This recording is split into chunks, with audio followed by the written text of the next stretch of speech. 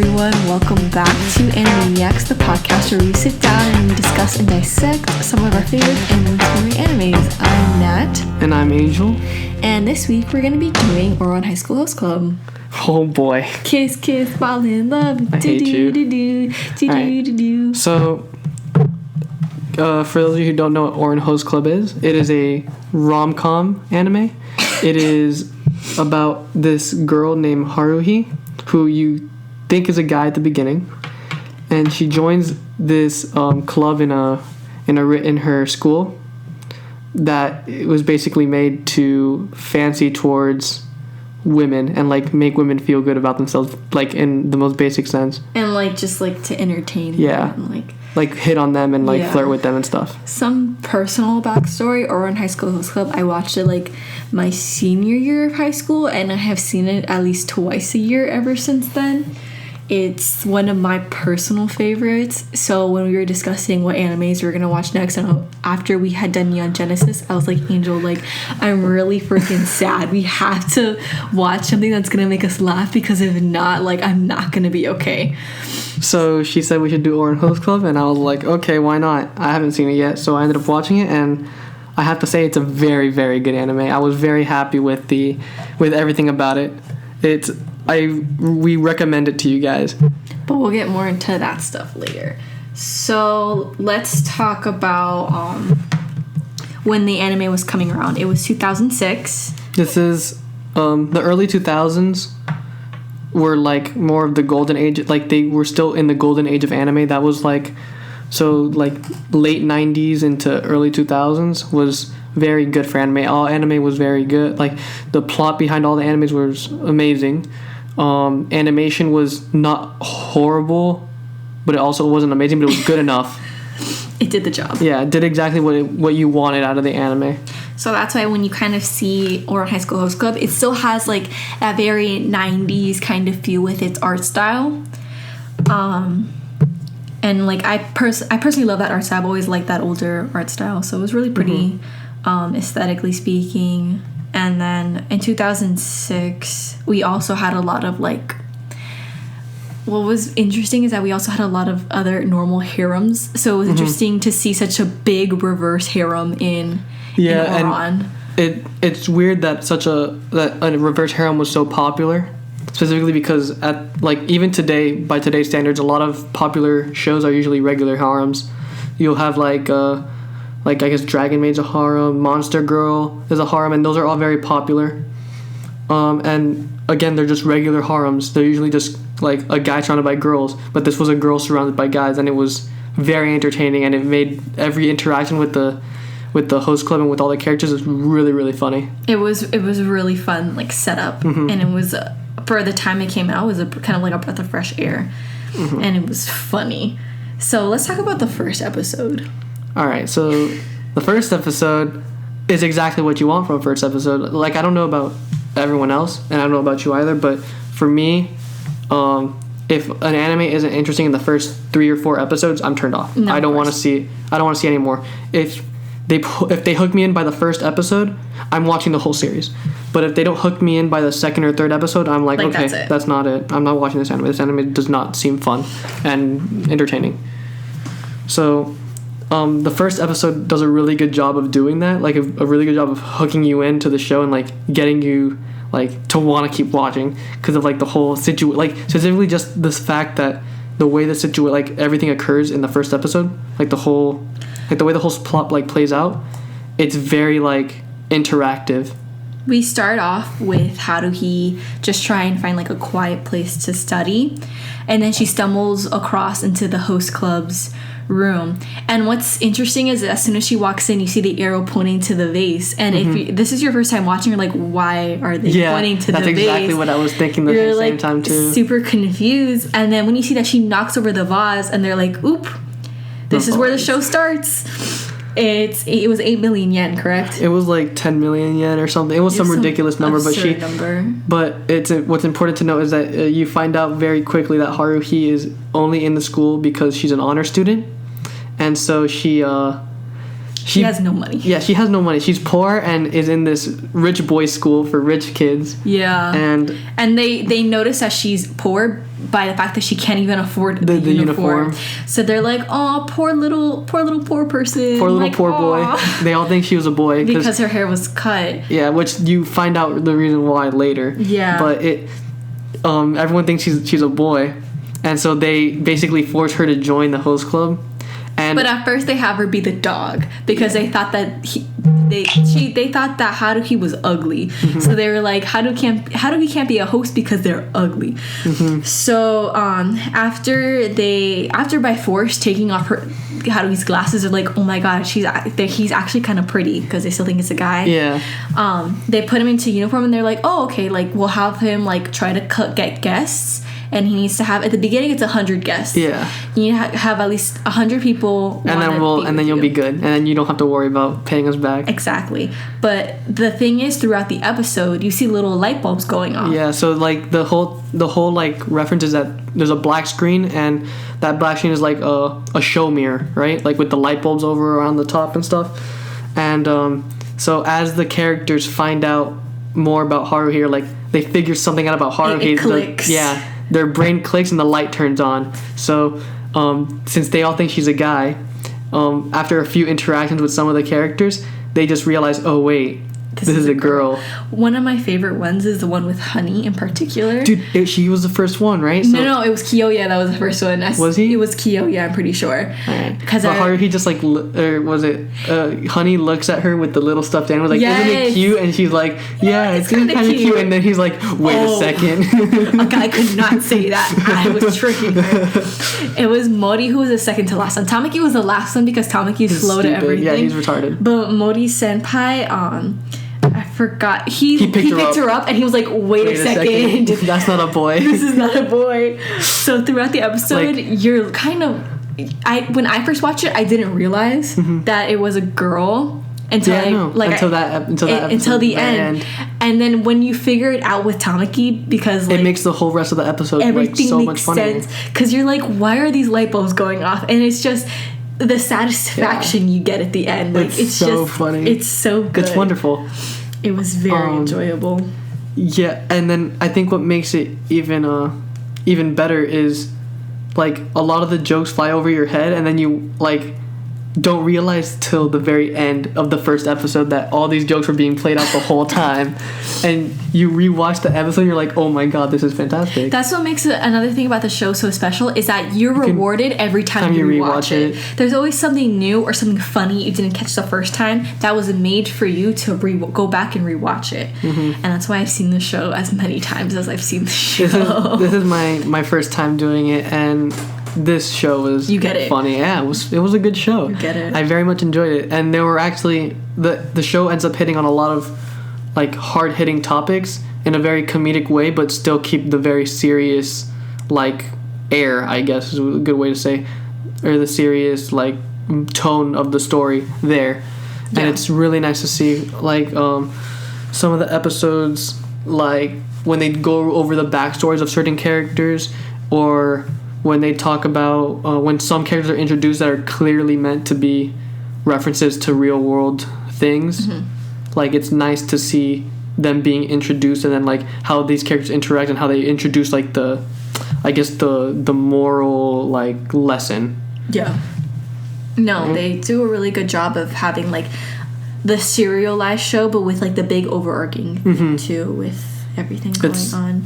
It's such a good show. It was. Oh man. And it also, what's good is that like they don't make the romance like the main center of the story.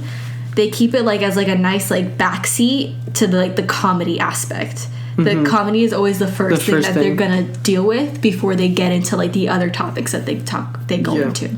And like the thing about comedy, like in any form of media, right, is that it's hard to make a solo comedy version of something as opposed to a comedy and something.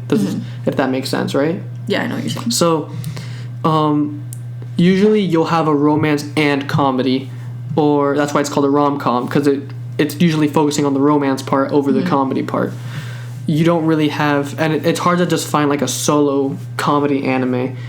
some animes or like some shows or movies, like in general, it's hard to find a solo comedy because it's just like, I want to say it's hard to have a plot with just comedy, yeah. as opposed to like having something with comedy to help keep the plot going. Yeah. And that's why I think it's really nice, instead of having like like this being like a rom-com, it's more like a com-rom. A com-rom. Yeah. Oh, there we go. Okay. Computer just froze. No, computer just froze. It's still going. Okay. That was nerve-wracking. But yeah, it's nice to see a com-rom over a rom-com. Between GarageBand and external device. What? Is it still recording though? Hello? Hold on. Hello?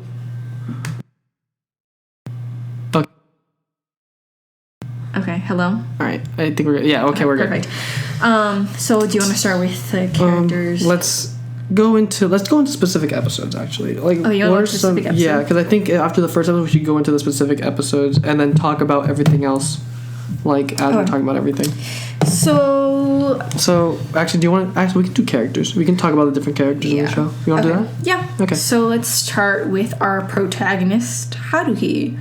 So, Haruhi is a very... Like, all these characters represent specific archetypes of characters, and Haruhi is, like, your basic, like, schoolgirl, like, nerdy schoolgirl, just wants to be to herself. But also, like... I wouldn't say she's necessarily perfectly into that archetype either, because like the stereotypical one is like, oh my god, I'm so shy. Yeah, and she just doesn't care. She literally does not care about anything, and it's the funniest thing. But okay, well, actually, that's not fair to say. It's not that she doesn't care about anything. It's just that she's very lax. Yeah, she's not like, she doesn't take everything to heart necessarily, and she does have feelings. But it's interesting to see that like schoolgirl character turned on its head. Like, she's like what the main character of any harem would be. She's just your basic main character. So it's just nice to, like, Haruhi takes that basic main character role from all the other harems, except she's more of like a more reserved type of character. Yeah. Tamaki is the exact opposite. I love him. He's like a puppy, basically, and they make jokes about that all the time. It's so funny. So he's basically a dog, and he's just like, he just wants attention. He just likes attention. He's super oblivious to everything. And like he's a star, honestly. The whole club like gives out to him because he's the host, like the club. He's their president. Leader, but he's like the president. Everyone's just kind of like, yeah, he's stupid, but like he's our guy, you know, like he's the homie. Like, he's stupid, but we love how he's stupid. Yeah, he's like the homie, and he's technically the president of the club. Yeah. So going from the president, we have our vice president, which is Kyoya. Kyoya, that's your favorite character. That is my favorite character. Yeah. Kyoya is your basic analytical smart guy in an anime. He's very serious, and the comedy aspect is that he's so serious in like this weird ass club. It's also alluded to that he's basically the president of the club, because he does all the work, and all Tamaki does is he's a face. They say he's like the shadow president. Yeah, he's the shadow president. That's what the joke is. And everyone listens to Kyoya over Tamaki, because Tamaki is like stupid, and he's like, yeah, we have to do it, and then Kyoya's like, no, we don't, and then we're like, okay, we're not doing it.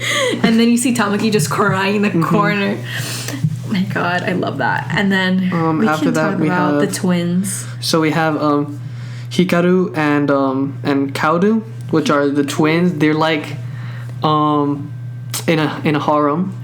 They're like the two characters that they're like twins. They're just the twins. That's all they are. They're the harem. That's twins. their whole identity. Their whole gimmick is that they're the twins. But that's broken apart in like later episodes. Yeah. But like their whole shtick, because every host has like their own shtick that they give to like the guests and stuff. Their shtick is that they're twins. Yeah, and they're literally, their shtick is their actual personality traits. It's not like they did it as like to act out. That's just how they are. So the twins gimmick is that, you know, they're twins, and they just kind of do everything together. They're never really separated. They're and then like the whole like harem gimmick of it is that they have like the quote unquote forbidden love, and they're like really gay with each other, and it's really really funny.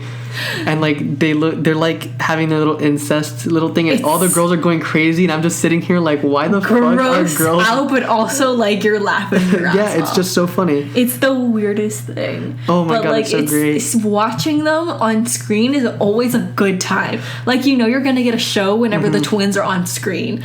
And I think it's important to say, and like a lot of reverse harem things, when you're a guy watching reverse harem, and I'm pretty sure it's the same for like a girl watching a regular harem, it's kind of uncomfortable to see certain parts of the harem. Even like for a guy in regular harems, sometimes it's like really uncomfortable to see like these these harem parts of it, like the really in your face kind of stuff. But I think the reason Host Club is so funny is because when they do it, it's meant to be funny. They don't take it They don't take it seriously. And that's why the show's so fun, because it, like, yeah, there's like its serious parts, but the show overall doesn't take itself too serious. It's so over the top. So like when they zoom into like Hikaru and Kaoru's face, when they look like they're about to kiss, they and have like the make roses out. They have everywhere. the roses. There's the pink background. The music. It's like the sparkle Barbie music. Oh my god, it's so funny, dude. It is like, just so good. It's just so like it's so overdone that it makes it funny. And I think that's one of the biggest reasons, like some people are turned on by the harem anime and some people are turned off, and it's you never get someone who's in between with it. But this anime is an anime where you'd get someone who's in between with it, because there was parts, like realistically the parts made you uncomfortable, but you were too busy laughing because of how stupid the uncomfortable part was. Because it was the uncomfortable part knows it's uncomfortable and they make it funny. It's pretty good.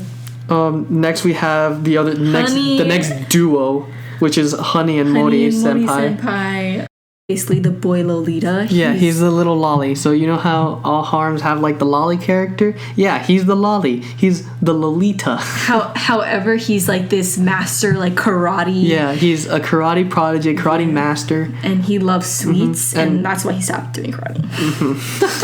That's why he stopped doing karate. And again, you should watch the anime to really go into like the backstory of the characters. I don't want to go too much into the backstory of all the characters, but yeah, Honey Senpai's backstory is actually really funny and it's really cute and it's fun.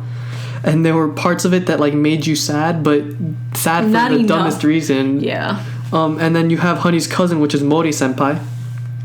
You'll find out that they're cousins later on in the series. Yeah. Off of because both of their families like live with each other, and so one of the parents married the other one, and so that the family became one and they became cousins. And so but both Honey and Mori are, respective to their own martial arts form, are champions. Yeah. And they train they just kind of have like their own little gimmick together, is that one's the little brother and one's the big brother. But Mori's thing is that he's like to protect. Yeah, Honey he's the Senpai. Protector. Yeah. But like Honey Senpai can kick everyone's ass. Exactly. So it's like it's really funny and cute how they interact with each other and how they interact with the rest of the cast. Because Honey just tries to be cute all the time. Mori doesn't talk a lot. He's the silent, like, big brother protector archetype. Which is fun to see when we get this other side character, Kasanoda.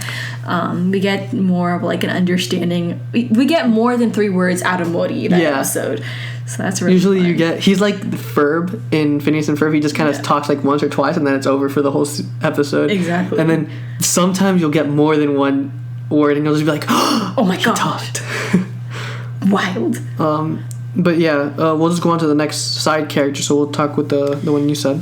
Cousin Kasanoda comes in later in the series, and honestly, if I had to pick like a side character to get more often, it would be him, because he was just so fun to have on screen. He's like one of the last characters you meet. Yeah, right. But he is also a really fun character. Other side characters that are really fun are like is Nekozawa. He's like the antithesis of Tamaki, but they're both the same blonde pretty boy characters. He's like constantly in all black and has like this scary cat hand puppet with him. He's like the scary girl, like the goth girl. Yeah, and he pops out of nowhere when everybody's having a good time. He's like, oh, look at you guys having a good time. Ritsu or Kasanoda, whatever his name is. he's like the tough guy, right? Like that's his archetype. He's like the tough like gangster guy. He's like he's like the mob boss's son. Yeah. And he wants to join the host club because he wants people to like not be scared of him. And he wants to just play kick the can with his boys. That's like all he wants. He just wanted to play kick the can. Like all these characters are really like they're really shallow on the surface, but the more you learn about them, the more in depth they are. Like they just look shallow because they're portraying different archetypes. Yeah.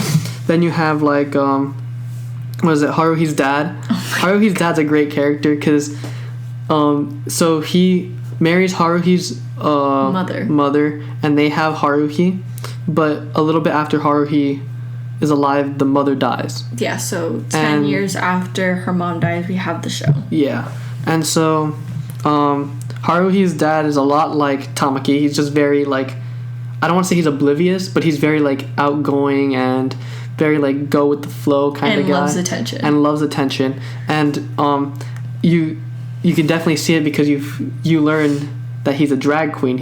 Or they say he's a tranny, but he's really a drag queen. A drag queen, yeah. The show says a lot of terms that like today would be like in cancel culture, but like. But I like calling him. I think calling him a tranny daddy is a lot funnier than calling him a drag queen daddy. But like technically speaking, he's technically a drag queen, but like Yeah, but 2006 guys. But tranny daddy just sounds funnier and it rhymes.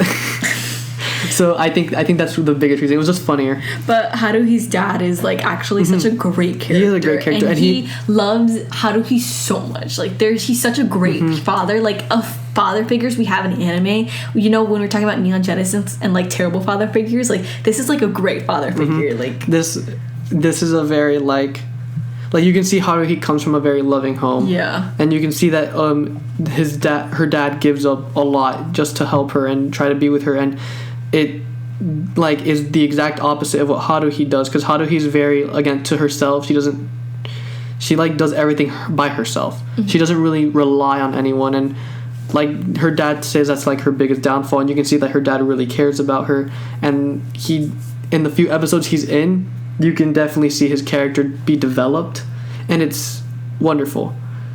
Other characters we have are, we don't have to talk about him. We can talk about the Lobelia girls.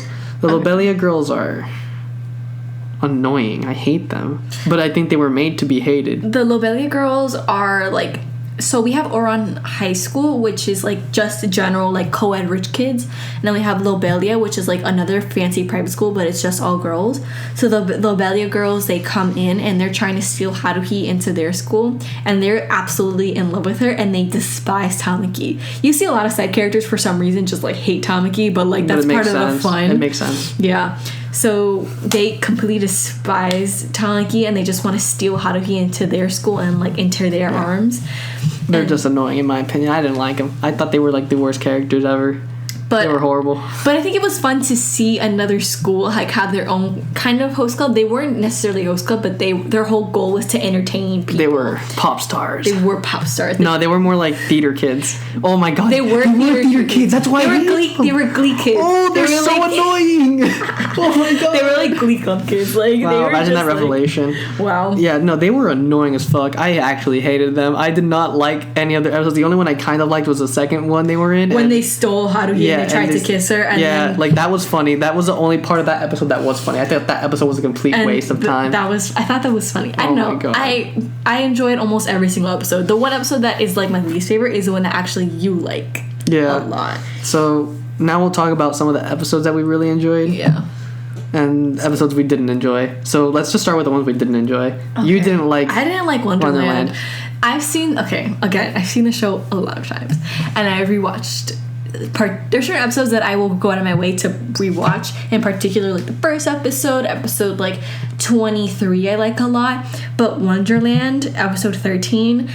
It's the one I'll rewatch the least. I think it's really good as a part of the series when you're rewatching, like watching it all together again, because you get like that dissection of Haruhi, you get the whole analysis. Her in-depth analysis, and I think going into the mind of Haruhi was a lot of fun. Personally, yeah, you hated it. I loved it. But like that's also because I don't like episodes that are like that. I like you to show me the analysis of the character through different development with other characters, not just like in their own mind and stuff like that. I don't know if that makes sense. But it does make sense. Yeah. But I don't know. I appreciate those type of episodes because a lot of animes just do what you said. They just kind of do character development through that. But it's very rare to get into the mind of a character. Yeah, but... And then really go in depth with them. And I really appreciate the episode for that reason. And I thought it was really cute that she, like, got over her little, like, almost her fear of making new friends and losing them. Just like how she lost, like, for example, her friends in middle school, right? Or like how she lost her mother. And it was specifically more leaning toward how she lost her mother, right? Yeah. No, I mean, overall, we got a lot of stuff out of it, but, like, it's, like, my least favorite episode to watch. Like, it's, like, not, like, a good time for me. Yeah. My least favorite episode is... I said it once and I'll say it again. It's the Lolelia girls' second part, the second time you meet them. I think that episode was legit just straight boring. I love that. It was not funny until the last few minutes of it, and then like any scene where Haruhi was acting, that was funny. But everything else was boring. Oh my god, that's right. She was a terrible actress. Yeah, she was just like that's super, right. She was monotone. She was like, that. And then she only had one line. She was like, what's the Francis or Francisco, whatever his name was, whatever the and she couldn't even do that right. Yeah, like it was garbage. The whole time it was one line for the whole show, and it was monotone, and it was funny for the first 3 or 4 times, and after that it was just like stupid. God. No, yeah, I can understand. I can hear where that comes from. That episode was horrid. But let's talk about episodes 7 and 8, the anime beach trope episodes, the obligatory beach episodes. I think these were really funny because episode 7 you get like usually really early into harems or like any anime in general, you get the obligatory beach episode. Everyone's like, whoa, swimsuits, whoa, I'm a pervert. Yeah, but every anime for some reason has to have like that kind of episode. But I think it just became like a staple. Now. It became a staple. Yeah, because like every anime has to have it now. Like even like shonens, like Blue Exorcist has that. Like but it makes sense because it brings in viewers, I guess, because everyone really is perverted into their own little way. There's like a Mother's Basement episode on like why there's a beach episode. I'm gonna watch it because like now I'm like really interested. But so the beach episode is there, and so what's funny is that this beach episode really isn't on the beach per se. It's more like at a pool. They're at like a water park kind of thing that Kyoya's family owns. His family owns everything. Like everything. They own hospitals. They own that beach resort. They own a private military of 100 They're like people. A medical company though. Like they're meant to be like specifically for medicine reasons. Yeah. They have a private police and a bunch of stuff. Armed people. But yes, continue about this. So you get this obligatory beach episode, and it's really basic. It's exactly what you would get from a beach episode. Someone gets lost. They look for someone. Crazy shit happens, and that's the end of that. And then at the end of the episode, Haruhi says, "Oh, I wouldn't mind going to a beach." And they're like, "Okay, cool." And guess what happens the next episode? They go to a beach. And I think that specifically from one episode to another, keeping that same like joke rolling the whole time, I thought that was hilarious. Like watching episode 7 to 8, I was like, why are they at the beach? They just did this. They can't do it again. They did it once. And it was so funny. And I thought it was fantastic the way they did it. And episode 8 was really good because not only was it just another obligatory beach episode, but now they kept the same lesson thing inside, like, so they had the character development, and you find out more about Haruhi and then Tamaki's relationship with Haruhi, and it's really beautiful, in my opinion. I thought it was a really great episode. No, yeah, and then we get a lot of, like, good stuff. Every time they go on vacation or, like, out of, like, the school, we get a lot of good character development. So, the twins' backstory, episode 20. So, episode 20, you have the twins' backstory. And the twins, they struggle the whole anime with their individuality, and you find out more so why in episode 20. And it's the fact that, like, for their whole life, people have been, they just never know which is which, and you see it specifically when they're interacting with girls who have crushes on them. Yeah. And they pretend to be the other one. And then the girls are like, okay, I'm okay with if it's you. And they're like, oh, you hear that? They're okay if it's you, dude. And they're like, what? And they like they kind of call them out on their bullshit. And it's fucked up. It really is. Like, I was mad that they would do that. Yeah. But You understand? I feel justice for them because like it makes sense for them to do that. It's just like, it's a lot of like conflicting feelings you have. It's like, on one hand, it's like, damn, you don't gotta be an asshole about it, but it's also like, but it also shows their mentality is the beautiful part. So like, it shows how they like have the exact same mentality. Like, you feel bad for them, but you also don't like them. They hate themselves, but they also feel like it has to be done because if they don't do it, like, they're never gonna find a real friend, really. Like, everyone's just gonna think they're the same person, really. Even their family mistakes them for themselves. So it's just like, it really is the worst feeling, and it goes against it. Like, is the whole like moral or like messages, like individuality versus like a group. Like, they're trying to define their individuality without leaving their group, and it's really hard for them. Next we're going to talk about what? Next, we're going to talk about Ouran's kind of discussion in regards to classism and identity. So we see them poking fun at like classes throughout the entire show. Yeah. It's not that necessarily she's poor. She's like pretty middle class. She's mid-class. She's pretty middle class, but these people are like disgusting. Like, they're old money. Yeah. They're old money. So any person who is not making at minimum $500K a year, I think even that's low for them. Literally, they're all just super rich, and she's not. She's just middle class. And they think that her being middle class is like her being poor. They literally think that it's either you're rich or you're poor. And Haruhi's just there like, yeah, these guys are just existing. Stupid. Like, you see it especially in the first episode and every episode after with the coffee. Like, she goes and buys them instant coffee for like, what is it, like 20-30 yen? Not even. It was super cheap because it's instant coffee. Yeah. You know. And they're like, whoa, what's this? I've only had coffee beans. You know, like my favorite part is when one of like the other girls is like, wow, I guess it's true. Poor people don't have time in their hands to grind their own beans. Yeah. Like, it's like a whole tragedy that they have like that there's instant coffee. So you really get to see. But then they end up using instant coffee for the whole series because they all fall in love with the taste of instant coffee. They're like, wow, whoa, it's bro. so cheap. So, like, that's like the biggest one of it. And then after that, it just becomes like, there's like very subtle, but it's still like an overarching like theme in the thing where they're always comparing her life of being poor to their life of being rich, and you can see how the characters interact with each thing, and it just adds more comedy to the whole series. It's like every time somebody does something stupid because they're rich, how do you like these damn rich people? Like, when there was something like this at the mall, right? Probably in the mall episode. I don't remember the mall. I remember when they went to the house, like the one that Haruhi's dad's friend makes, and they were all working to stay in like the extra home, even though they all have a house that's like barely a block away from like the hotel, and it was just so they could be next to Haruhi. They're so stupid. And so like it just makes no sense, but they did it anyways, and so they worked their asses off to do it, and it was really funny.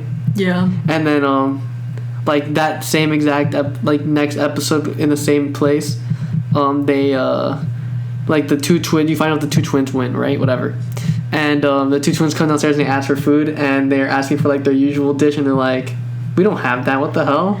We're not high budget. We're just a normal little inn, we're a normal little like, hostel. Yeah. Kind of it. And so it's just funny to see like sometimes these characters interact with each other. Clash of these two different worlds. Another really good one is actually in one of the episodes, I think episode 20 something.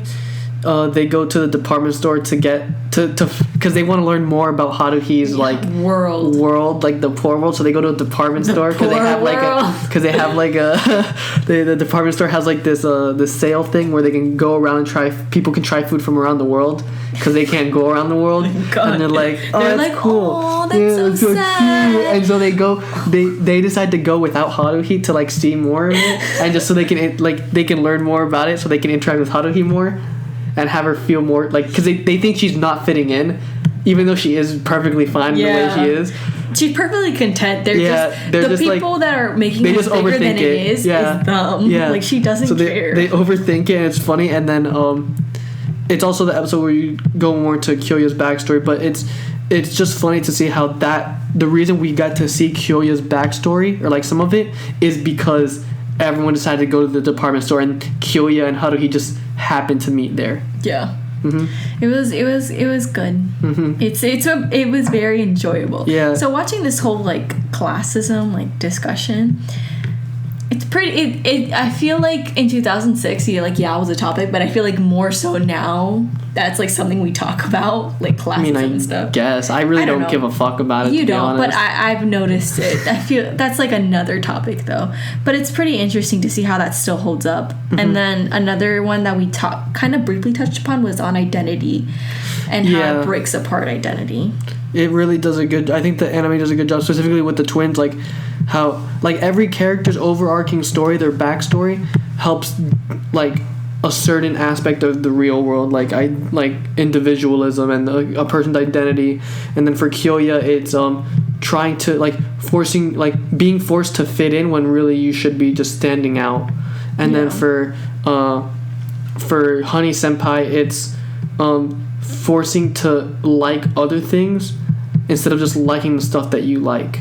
And like it's kind of similar to Kyoya's, right? Yeah, I can see what you're talking about. Forcing yourself out of your own bubble. Yeah. Kind of. No, not forcing yourself out of his own bubble, but like he was held at a standard where like he was supposed to be like the next family thing, and so since he was a family face and everyone in his family was manly and he was not, like he literally looks super young and like a kid, so he kind of acts like it because it's just what he likes. And he even like personally really likes like stuffed animals and cake, and like it's just like that's just his personality. And his dad was always trying to get him to like try to be more manly, and you see like it's the dumbest backstory, but it makes sense. It was like a story of self-acceptance and stuff. Yeah, so like it's him accepting himself. And then Kyoya's backstory is more so like he's the third child, so he doesn't think he amounts to anything, and he thinks his father doesn't think he amounts to anything, so he's just trying to prove him wrong the whole time.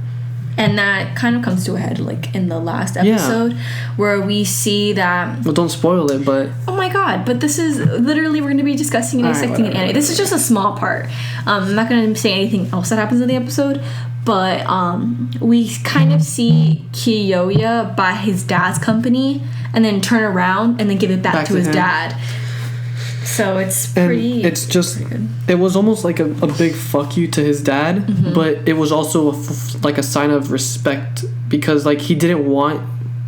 So we find out that episode too that his dad was planning on giving it to Kyoya from the beginning. Like it... Even though he's the youngest, he thinks that Kyoya is the one that's better suited to hold the company and be the CEO. And the thing is, Kyoya doesn't believe that. Kyoya believes that because he's the third son, he doesn't deserve it or like want to own up to it. Yeah. But what he does is that his dad's company is going bankrupt and they have to sell out, but someone ends up buying it anonymously, and it is under KO. Yeah, under KO, which is Kyoya. And Kyoya buys it from him and then gives it back to his dad without like anonymously, without him knowing. And even though his dad just knows that it's him, and it's just a way to show how Kyoya's character developed that whole time, because at first it was always about being like within his array, and then like staying like behind his brothers and stuff, and staying behind the family and not doing anything. And then Tamaki kind of pushes him outside of his bubble and forces him to just whatever he's doing at the time to take pride in it and go above and beyond with it. And Kyoya knows like himself, like even though his dad thinks that he's ready, Kyoya doesn't think he's ready because he still has so much more to do. Yeah. Like he thinks that he should just focus right now on the host club, and that experience will help him eventually run the company. He just doesn't think, like, Kyoya knows he's not ready for it yet, and so he gave it back to his dad. Even if his dad even though his dad thinks he's ready and wants to give it to him, he's not giving it to him yet. And Kyoya will take it when Kyoya thinks he's ready, which was a really big thing for Kyoya because he usually just kind of stayed in line with his father, and now his father was basically giving him the company, like kind of giving him the company. And he said, yeah, no. He said, you need to keep the company because I don't think I'm ready. So it was pretty good. Now let's go into our overall like final thoughts. Final thoughts. I think it was a funny anime. I think it was a good anime. I'm happy I saw it, and I recommend it to anyone who wants to watch it. Wants a good laugh.